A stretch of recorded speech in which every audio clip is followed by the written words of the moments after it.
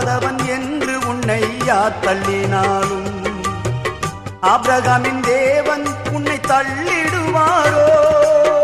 தஞ்சம் என்று வருபவரை தள்ளாத நேசரவர், தஞ்சம் என்று வருபவரை தள்ளாத நேசரவர்.